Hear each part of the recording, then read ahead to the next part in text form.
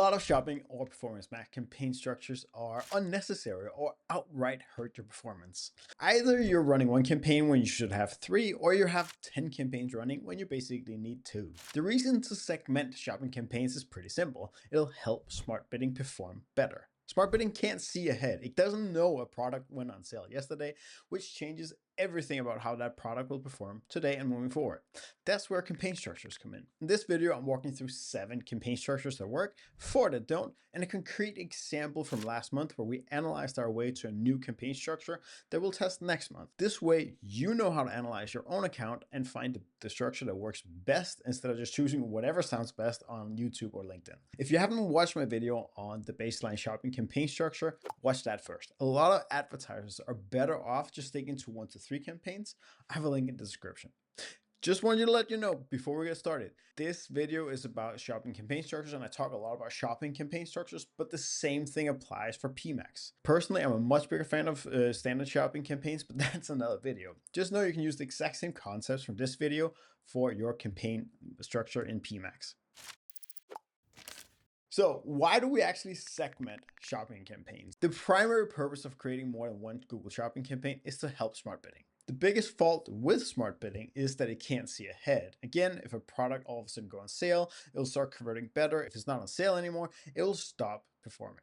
So the whole idea is that when we structure products into separate campaigns, it's therefore always to try to help smart bidding do better. The secondary purpose is to make sure that we use some different settings. Creating different campaigns for different products allow you to change settings to nudge smart bidding.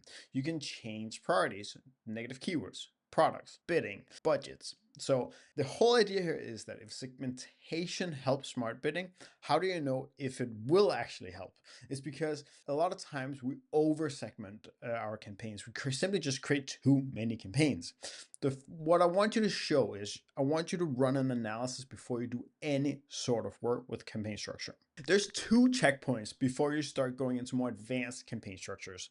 Number 1 is you should always just split out your brand versus non-brand. This should be the first split that you use, and it should basically always function as your underlying campaign structure to all the other campaign structures I talk about in this video, because your brand should be in a separate campaign, in my opinion. The second, and a little bit more important for this video, is you need to make sure you have at least 100 conversions per month per campaign. If not, then you risk the campaign with the fewer conversions will perform worse simply because there aren't enough conversions for smart bidding to do its job well. This can be slightly mitigated by using portfolio bid strategies where you pair several campaigns together to pool the conversions. But if you don't use portfolio bid strategies, then you absolutely have to adhere to the rule of 100 conversions per month per main campaign. That's my rule. It's not Google's rule. And Google talks about 15 conversions. This is not correct at all in terms of finding the level where smart bidding performs the best. One thing is when you can get access to smart bidding. The other one is when smart bidding performs the best. And I am at least 100 conversions. I want a lot more, but for all intents and purposes, at least 100 conversions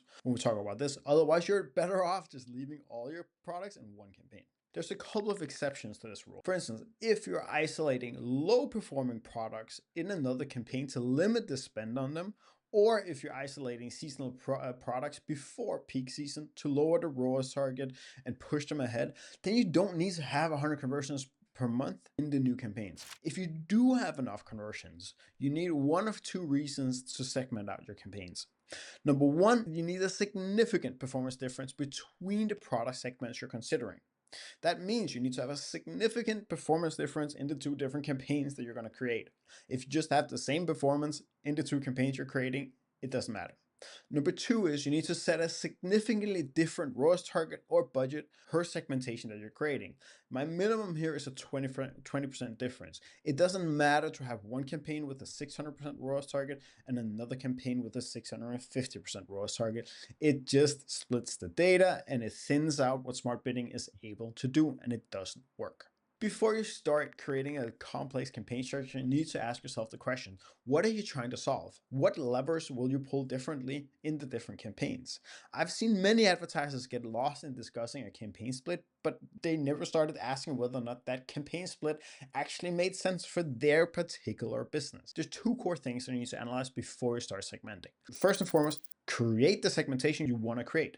Use custom labels in your feed or backend data or whatever to pull the data out, and then check out what the performance is on those splits. If you want to split out pants versus shorts, pull them out. Look at how do these convert? How do these convert? What's the CPC? What's the CPC? What's the ROAS? What's the ROAS? Etc. Etc. If you don't have the data historically, it can happen like with if a product is on sale or some other things where you need to apply the custom label. Then just wait 2 to 12 weeks, depending how serious this is. Wait 2 to 12 weeks for the data to populate and analyze it. Way too often we create a split too early. Once you start analyzing, you want to analyze the core metrics: conversion rate, ROAS, and CPC. The reason why I'm big on highlighting conversion rate is that ROAS and CPC will kind of fluctuate around the target. So we will, especially ROAS, if you set a 600% ROAS, Google will work to hit that. But conversion rate is the one I'm a lot more interested in normally. I want to see what is the conversion rate difference between if a product is on sale or not on sale, because Google will work towards hitting your ROAS targets. ROAS is not the best metric for it. Conversion rate is really good to see if there's enough of a performance difference between two segments for you to split it out. Let's try to take a look at a case I recently did. Currently, we have all our main product groups, everything in basically a traditional bestseller split of main products, bestsellers with saboteurs or unprofitable, third party, brand, and a fallback campaign. So all this is pretty standard. But the thing I wanted to show you was that we took over this account. We had been battling a year long, just CPCs going up, up, up, up, up, up. So the first thing we wanted to do is we wanted to stop this. We wanted to go from 5, we wanted to stop going us to 6 krona in 2026.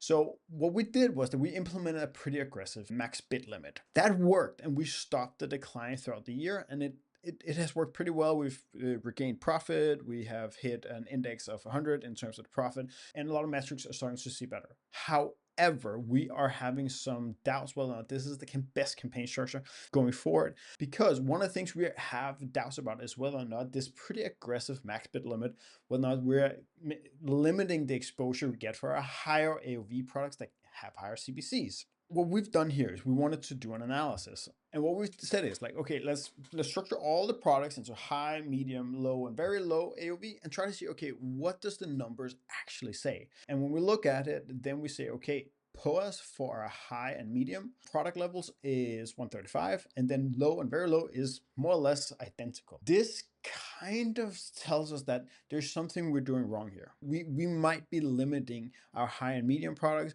We might be overexposing our low and very low AOV level products as well. Our next campaign split will therefore try to answer the question: will separating high AOV products in separate campaigns with a higher max bid limit result in us getting higher bids, higher volume, higher products for high AOV products? Will it keep lower AOV products at the low CPC that drove performance over the summer? Behind every single campaign segmentation you create, you should have a question or thesis you're trying to prove. Segmenting just to segment or whatever the heck some LinkedIn dude told you to do is not productive if it doesn't work. It is okay not to segment out your campaigns. You don't have to segment campaigns if there's no data telling you that you should. Now that you have the theory, now that I've shown you, okay, why do we structure shopping campaigns? Let's try to look at some actual practical examples of which campaign structures that are actually useful. Let's start with the bad ones. I like the bad ones first. There's 4 what I traditionally call bad segmentation ideas. I'm sure there's more. Please put them in the comments below. But 4 segmentation types I don't like. Number 1 is margins. People just like, the problem here is like, people don't buy what they click. So thinking that you have a structure that says, oh, wow, I have a product that has a high margin, I'm gonna bid lower for them, so because we have a better margin, we make more profit from it, and then people just go over and buy something else. It doesn't work. It should be banned. Then there's bundle versus single packs. The same thing can be with color variations, size variations, and stuff like that. And the problem here is that they trigger the same keywords. So you're basically hitting the same thing across everything. Another one is categories and brands. Putting shoes and pants in a different campaign have no impact. Unless there's something dramatically different you want to do with shoes and pants, then it has no impact. Then there's geographic. It's a really big thing for Europeans to go to the US and then say, okay, let's structure it all into different states. It doesn't work like that. That's not how it works, and it has never worked for anybody. Now, let's go over to some of the good campaign segmentation ideas. One I like is bestseller unprofitable. You should use it when you have a large product catalog with a clear performance gaps between your top sellers and your unprofitable SKUs. And the whole thing we want to try to get here is we want to reduce wasted spend by isolating all the products that smart bidding likes to just spend on. Because it likes just spending a little and a little, it will do that on a big catalog. Isolating those unprofitable products with lower bids or budgets in their own campaigns works really, really well to just lower them. And also putting the bestsellers in a high priority campaign. So you tell Google, listen, if 2 products in my catalog match the same search term, then show the bestseller first. The other one I like is hero versus accessories. So imagine, again, the best example I have this is you're selling mattresses, but you're also selling mattress covers. Your mattress is your main revenue driver. It needs a lot more aggressive bidding. You might have a specific budget you want to hit. You might have some traffic numbers you want to hit, and you don't want to have any accessory or any other product going in and meddling when you're changing the bids for it. So that's a really good split. Sale versus normal price is also like a really good one. An underused split is seasonality. So product categories will have like certain product categories have very predictable seasonal demand.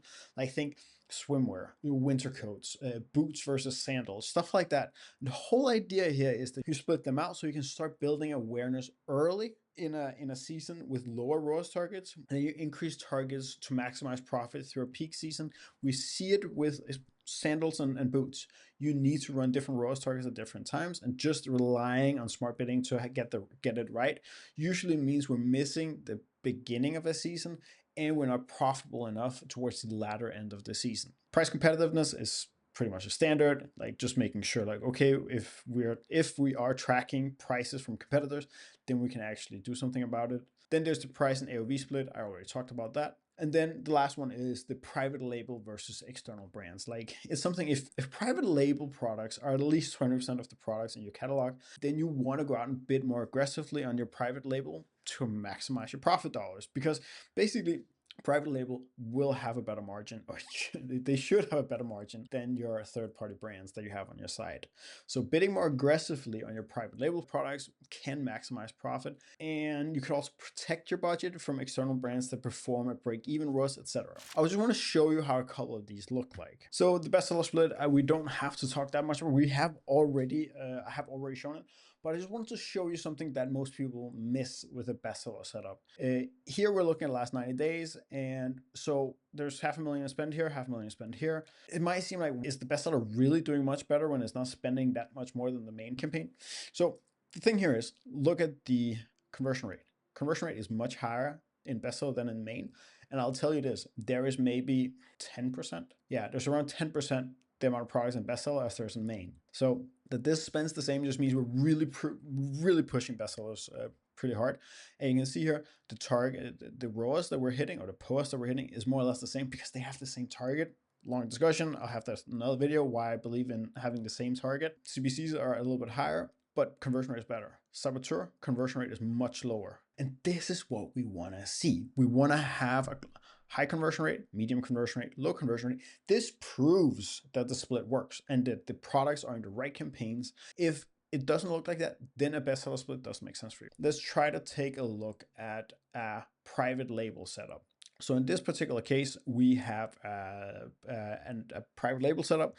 And the way the structure is that our external brands, our third-party brands, are in one campaign. And then we have the private label products in its own campaign here, where it's split in a bestseller split. So again, you can see here, maybe on paper, hey, this is spending 271, 263, 237. Well, why are we like external brands are spending a lot? We're pretty much spending almost double on our private label brands. They have a higher conversion rate. Again, bestseller outconverts this one than the external brand. So again, the split makes sense because we can control it separately. Most of the account structures that we use in Savvy use one of those 7, but a few use what we call custom campaign structures. And this is the more advanced segment of this video. It's when a campaign structure is only plausible in that particular case. We'll throw them on the screen and you can see which ones they are, but I just wanted to just highlight them. Like sometimes it's better to have a segmentation where you have new products completely by themselves. If you need to if new products are very important to get started, start getting some traffic that generate revenue because you know your existing styles are going to run out in 6 months, and you can't wait for the new styles to just, hey, we have existing products that just because of history just perform much better than the others. Then a segmentation type like that makes sense. Some businesses like furniture, we've seen shipping speed because you have products that are in stock versus made to order versus extended delivery. They all convert significantly different, and sometimes the products go from different stock types. This works, so we can just switch a product from one campaign to another, and the bidding will follow that. Most of the time, you shouldn't combine campaign segmentation ideas, at least not completely. What I mean here is that you shouldn't run a bestseller / unprofitable structure and a hero and accessory structure. You saw the private label split that I did, where I didn't use the same split on all the campaigns. And the reason it's a bad idea to do that is that the number of campaigns increase exponentially. So you quickly end up splitting up your data too much, which lowers smart bidding's ability to do the work, which again goes back to the beginning of the video. Let me give you a quick example here on the screen. We just run a standard bestseller unprofitable campaign structure, runs out with 5 campaigns. If we now add hero and accessories to it, the amounts of campaigns double from 5 to 10. So that's too many, and even though most of you will say that this gives you the control you need, then it's needlessly complicated, and I'll tell you this right now, you don't need to do it, because you're not going to make any significant differences between several of those campaigns. Here's my biggest caveat on all this. If you have enough conversions, you see a purpose for doing it, by changing the levers I discussed earlier in the video, then there's the right way to combine campaign structures. Instead of combining everything in hero and accessories, you just basically just split up, hey, let's just split up. We have 2 options on the screen here. You have one where you say, okay, we'll take our bestsellers and split them up in hero and accessories, combine everything in main. Option 2 is we take heroes and put in bestseller and main and unprofitable. Accessories get its completely own campaign, no bestseller split on that whatsoever. That's the way we combine campaign structures. We don't like to multiply one-to-one, but we find what's important to you. You adhere to the conversion levels we talked earlier, and you know what levers you're pulling before you just create a structure. I want to give you just a quick 1 minute on how to validate a campaign segmentation, because once you implement it, you need to validate that it's working. And like I told you before, I showed you in the video, ROAS is not the most important thing to look at.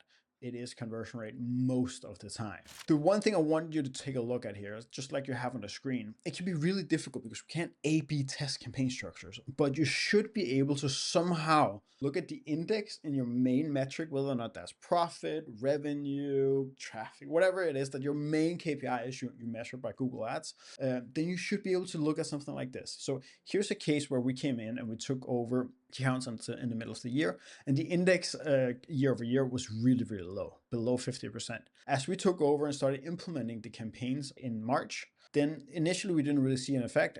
Then in April, we started seeing an effect, and then we worked with it, tweaked and tweaked, as we towards the end started hitting and exceeding an index of 100%. So make sure you do it right. Just make sure you don't analyze too early. When you make the split, I like to say it needs like at least 4 weeks, but I'd like to say 12 weeks. I like to say 6 months. Smart bidding needs time. A good Google Shopping campaign structure needs 3 to 12 months to show its value. Bidding strategies need to learn. You need to go through a couple of different cycles. If you're selling swimwear, we only have 1 major season per year, so you basically need a year to validate if it works or not. If a campaign structure is not delivering the expected benefit you have, consolidate back to a single campaign and start over. This is much more important than anything else I talk about in this video. Do not stick with a campaign structure that doesn't deliver any additional value, because then a single campaign actually just does better. So just to summarize the framework in the video, start with a baseline campaign, just 1 campaign, maybe a brand split, maybe a slight bestseller split, but start with a bestseller campaign. Number 2, analyze performance in your potential segments. 3, only split if you see meaningful differences in conversion rates, CPC and or ROAS. Number 4, make sure that each campaign get 100 conversions at least, unless it's one of those less important campaigns. After that, have a clear hypothesis for what you're trying to prove, and then validate it after 4 weeks, 12 weeks, 6 months. What I want you to do now is review your current campaign shopping account. If you're running a single campaign, try to analyze by some of the things we're talking about. Bestseller versus unprofitable, seasonality. Find which one of the campaign structures I've talked about today actually could fit for you, and then see if there's a meaningful performance difference that justifies a split. Let me know what's your favorite campaign split for shopping or PMax in the comments below, and I'll see you in the next one. If you're into practical PPC insights that you can actually help you, then subscribe. I share tips, breakdowns, and call out what's working and what's not. No fluff, just the stuff that you can use every single week.